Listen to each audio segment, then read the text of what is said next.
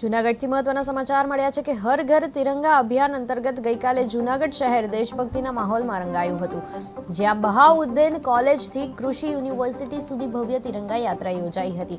વંદે માતરમ અને ભારત માતા કી જયના નાદ વચ્ચે રાજકીય, સામાજિક અગ્રણીઓ તથા નાગરિકોએ મોટી સંખ્યામાં ભાગ લીધો હતો.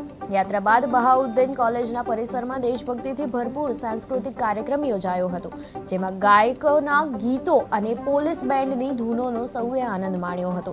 અંતે ઉપસ્થિત સૌએ દેશ પ્રત્યે ફરજ નિભાવવાનો શપથ લીધો હતો.